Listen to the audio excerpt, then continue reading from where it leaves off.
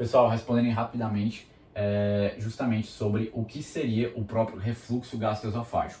Então, o próprio nome já é intuitivo, ele já nos explica o que seria. Refluxo é um movimento contra o fluxo, contrário ao fluxo esperado, que seria da boca ali seguindo até o estômago, né, que seguindo aqui a nossa própria aula. Então, é um movimento contrário ao esperado. Então, gastroesofágico, então volta do próprio estômago para o esôfago, certo? Então, esse seria aqui a definição de, propriamente falando, refluxo gastroesofágico. O que acontece? Naturalmente, fisiologicamente falando, né, em condições saudáveis, normais, pode haver uma quantidade mesmo de refluxo gastroesofágico. Por quê? Porque lembra que eu falei até no decorrer da aula toda de que existe o esfíncter esofágico inferior, e o esfíncter esofágico inferior, por sua vez, faz essa regulação do que passa do esôfago para o estômago. Só que esse esfíncter esofágico inferior pode, em um momento ou outro, ficar aberto mais tempo do que o necessário, por exemplo. Ou não está, enfim, não está perfeito. Não está ali fazendo a função dele de maneira perfeita. Porque é esperado, pode haver isso fisiologicamente. E ter um leve refluxo. Tudo bem? Agora, o que acontece? Quando começa a ter uma falha muito intensa desse esfíncter, ou alguns motivos, né, não necessariamente o problema está no esfíncter, mas quando a gente começa a ter refluxo gastroesofágico acima do normal, a pessoa começa a apresentar sintomas, prejudica a qualidade de vida da pessoa, também existe alguma evidência de lesão, já aqui na região do esôfago, ou seja, esse material que está refluindo, como esse material é ácido, né, porque aqui a gente tem a produção do próprio ácido clorídrico, como a gente já viu ao decorrer da aula, esse próprio material ácido, se está refluindo demais, está tendo esse refluxo excessivo, pode começar a danificar aqui o nosso próprio esôfago.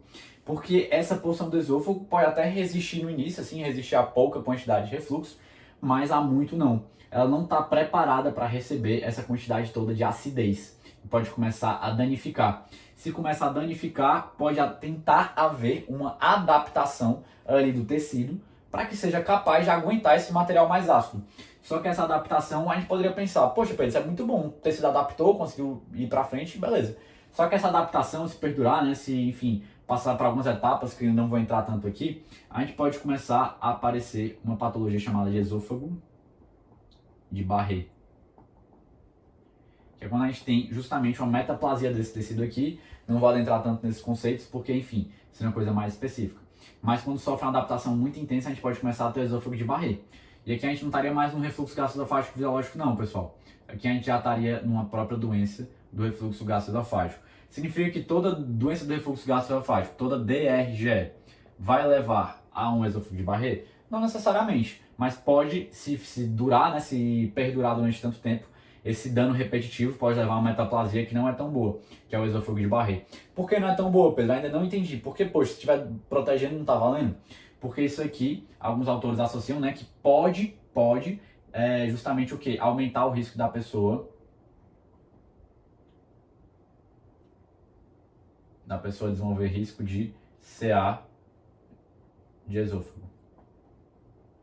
O próprio câncer de esôfago. Que não cabe muito entrar nisso aqui, porque eu queria mais comentar rapidamente do refluxo gastroesofágico e dar só uma pincelada nessa questão da doença do refluxo gastroesofágico. A doença do refluxo gastroesofágico, primeiro, ela é o quê? Ela é uma condição multifatorial. Ou seja, o problema pode estar no esfíncter? Claro, geralmente é o mais intuitivo, né? Há um problema aqui no esfíncter esofágico inferior. Tudo bem. Mas não necessariamente é só no esfíncter. Também pode ter alterações na própria composição das substâncias aqui que vem do estômago para cá. Pode haver também justamente o que? Uma menor resistência aqui dessa parte aqui esofágica. Então é multifatorial, podem ter vários fatores envolvidos na patogênese, na formação dessa doença. Só queria citar com vocês também o que? Alguns fatores de risco. E fatores que justamente favorecem o desenvolvimento da doença, né? Obesidade. Gestação. Só para dar alguns exemplos. Por quê? Vamos pensar juntos, pessoal. O estômago está localizado dentro da cavidade abdominal. Se eu tenho obesidade, eu tenho uma quantidade de tecido adiposo muito grande, isso gera um peso ali dentro do meu abdômen e isso gera já chego na gestação, um aumento da pressão intra-abdominal. Se eu gero esse aumento da pressão intra-abdominal, porque é como se a gordura estivesse pesando mesmo na minha cavidade abdominal e comprimindo de fato aqui o estômago. O que pode acontecer se eu estou comprimindo aqui o estômago? Há uma maior facilidade do material que está aqui dentro refluir, sofrer refluxo, certo? Então obesidade é um. Gestação, pela mesma lógica, né? Tem uma vida ali, um bebê, né? Um bebê em desenvolvimento sendo desenvolvido ali, né? No útero materno. E isso também pode acabar comprimindo as vísceras adjacentes, as vísceras vizinhas, o próprio estômago. Então a gestação também pode aumentar a pressão intraabdominal e, consequentemente, facilitar o desenvolvimento da doença do refluxo gastroesofágico. Principais sintomas clínicos, né? Não é o foco aqui, mas a pessoa queixa de uma pirose, né? Regurgitação, sente acunguiano, como o paciente costuma dizer, né? Na linguagem dele. Mas não vou entrar tanto nessa parte, deixei na descrição se alguém quiser, enfim, conhecer um pouquinho melhor, um artigo muito interessante sobre essa parte da doença do refluxo gastroesofágico e também o último consenso que fala mais da questão de critérios diagnósticos para auxiliar o especialista, né? Também o médico, de maneira geral. Quais são os exames? Não é só a endoscopia que é necessária, enfim, é um dos exames, pode ser dado diagnóstico com outros. Isso está mais detalhado aí no material da descrição para quem tiver interesse, tá certo? Outros fatores de risco, a própria questão do tabagismo, enfim, porque a nicotina pode ajudar a relaxar aqui o esfíncter esofágico inferior, por exemplo. Além de várias outras substâncias, pessoal, substância mais apimentada,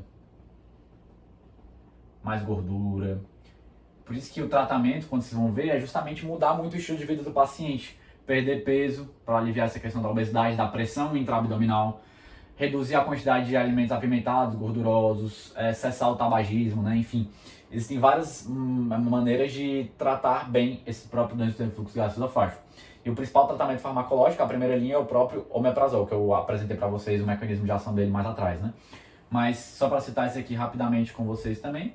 E esse aqui é a pincelada geral que eu queria dar com vocês sobre a doença do refluxo gastroesofágico. Uma coisa bem simples, bem rápida, mas esse aqui é o essencial.